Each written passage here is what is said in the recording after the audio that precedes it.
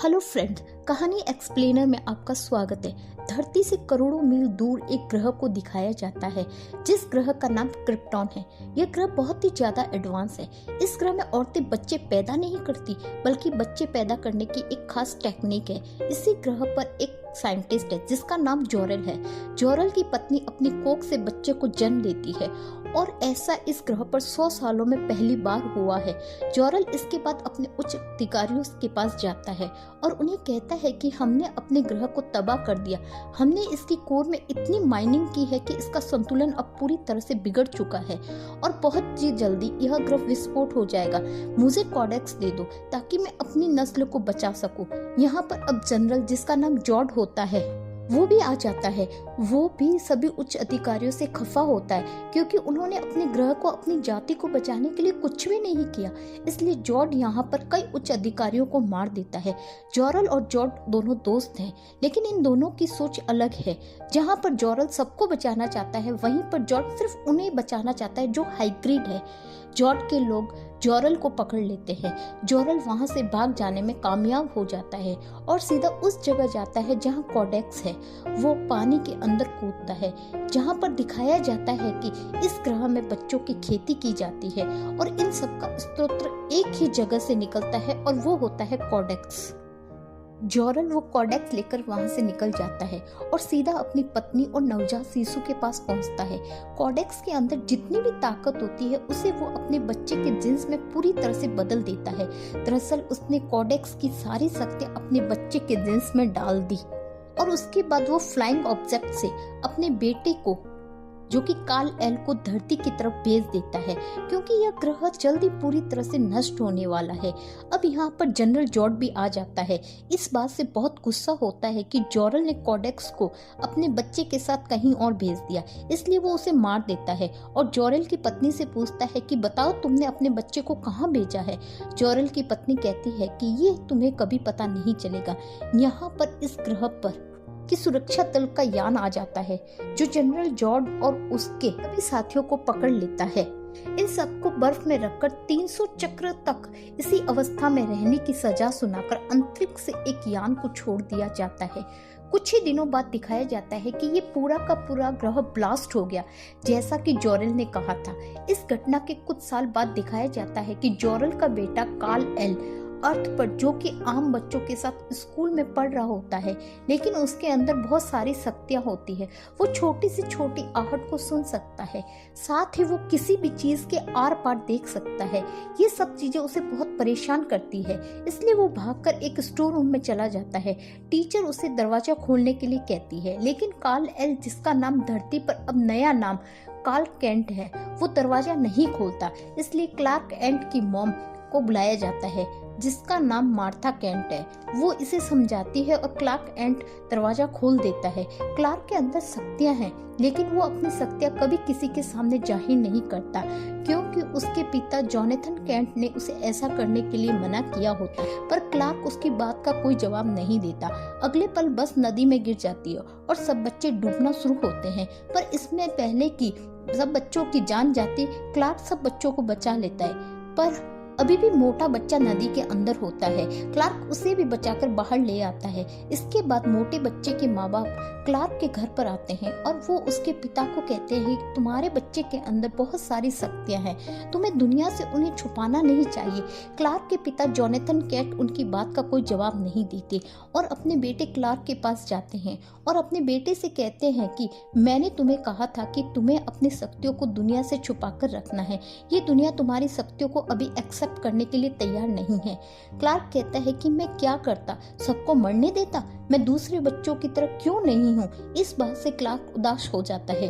उसके पिता उसे एक जगह ले जाते हैं जहाँ क्लार्क को स्पेसशिप दिखाते हैं जिसके अंदर क्लार्क उनको बचपन में मिला था। वो क्लार्क को एक की भी देते हैं जिस पर एस लिखा होता है। वो कहते हैं कि ये स्पेसशिप के साथ था।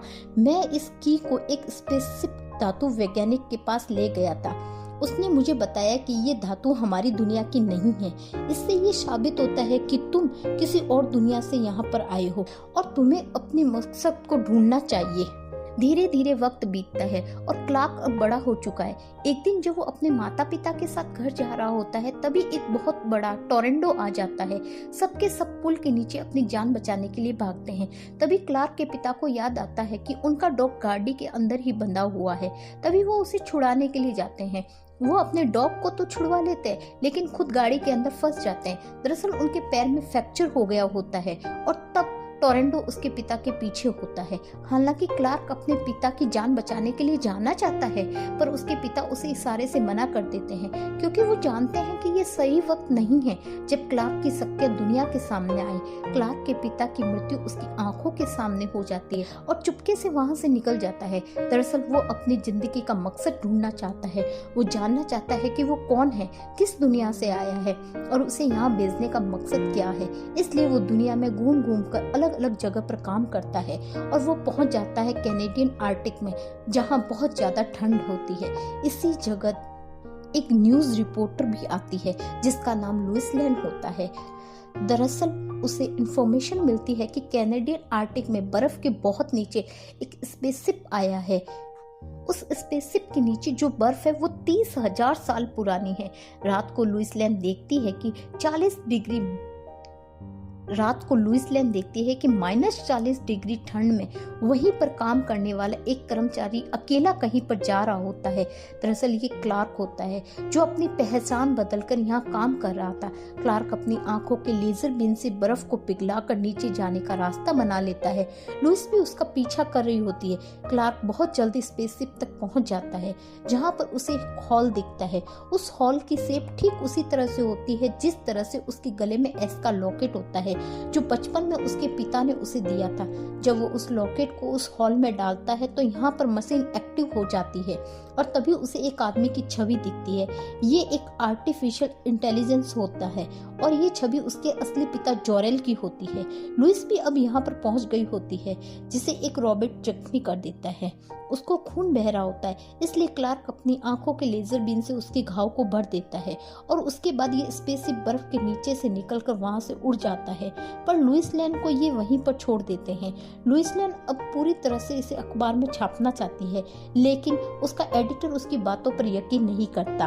वही क्लार्क को दिखाया जाता है जहां उसके पिता की छवि जो एक आर्टिफिशियल इंटेलिजेंस है। वो क्लार्क को बताते हैं कि मैं तुम्हारा पिता हूँ, हम क्रिप्टॉन ग्रह से हैं और तुम्हारा असली नाम काल एल है। हजारों साल पहले हमने नए ग्रह की तलाश के लिए हजारों यानों को अपनी दुनिया से बाहर भेजा था और ये यान भी उन्हीं में से एक है। हमारी सभ्यता बहुत ज्यादा एडवांस थी, हम 1 लाख वर्षों तक फले फूले। इसके बाद वो क्लार्क को वो कक्ष भी दिखाते हैं जहाँ पर बच्चे बनाए जाते थे। वो क्लार्क को बताते हैं कि हर बच्चे के जन्म से पहले उसे तय कर लिया जाता कि वो क्या बनेगा, एक योद्धा, एक नेता या और कुछ। मैंने और तुम्हारी मॉम ने ये तय किया कि हम अपने बच्चों को कुदरती तरीके से लाएंगे ताकि वो अपनी जिंदगी के फैसले खुद ले सके। हमने अपने ग्रह के रिसोर्सेज को पूरी तरह से इस्तेमाल कर लिया था। तुम्हारी मॉम और मुझे पूरी तरह से एहसास हो गया था कि हमारा ग्रह अब पूरी तरह से नष्ट हो जाएगा। वहां पर जनरल जॉर्ज भी थे जिन्होंने बगावत कर दी लेकिन तब तक बहुत ज्यादा लेट हो चुकी थी और हमने अपने ग्रह को खो दिया। क्लार्क पूछता है कि क्या मैं अपनी जाति का अकेला हूँ। उसके पिता कहते हैं कि तुम अर्थ के भी उतने ही हो।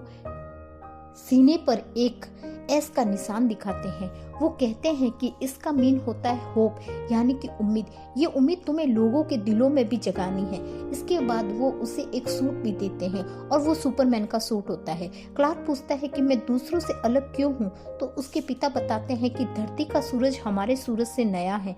तुम्हारी बॉडी इसका रेडिएशन ऑब्जर्व किया है, इसलिए तुम्हारी सहनशीलता, तुम्हारी ताकत बहुत ज्यादा है।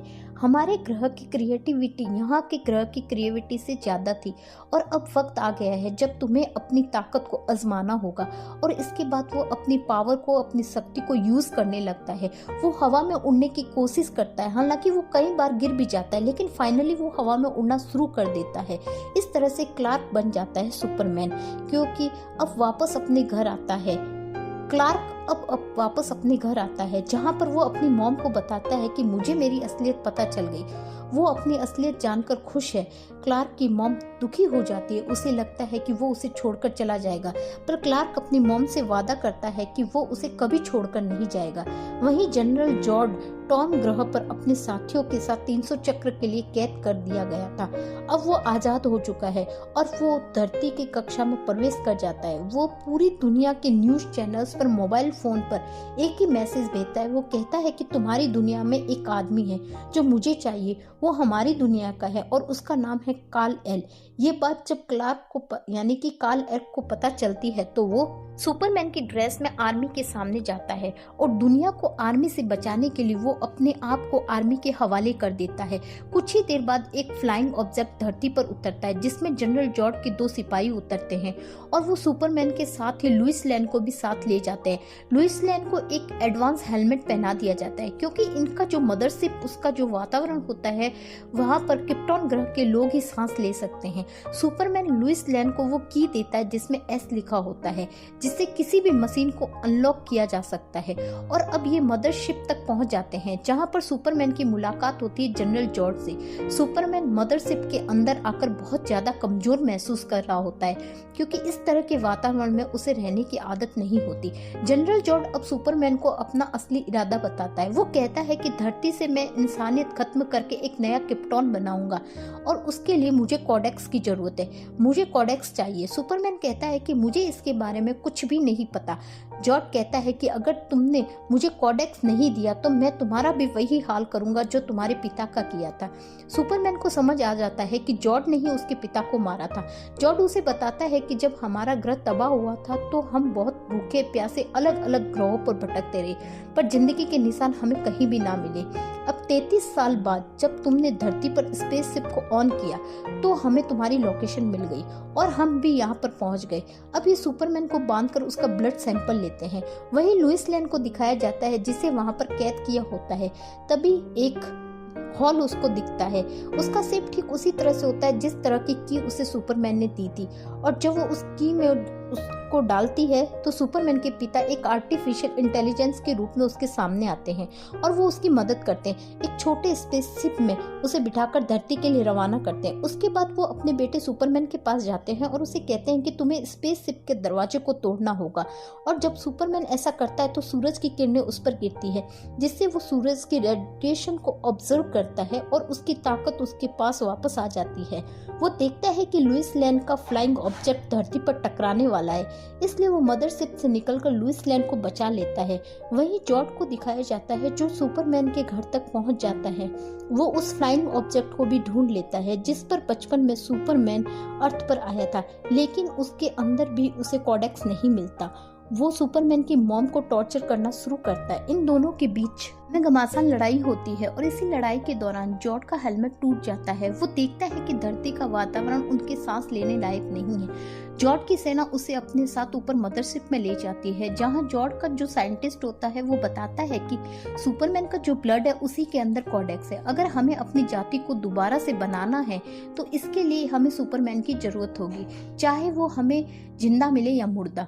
जॉर्ज अब दुनिया को 2 अलग अलग हिस्सों में 2 टावर्स लगाता है जो एक दूसरे से कनेक्टेड होते हैं और ये धरती का वातावरण बदलना शुरू कर देते हैं। ये धरती के वातावरण को क्रिप्टॉन के वातावरण की तरह कर रहे हैं और अगर ऐसा पूरी तरीके से हो गया तो धरती का हर एक इंसान पूरी तरीके से मारा जाएगा।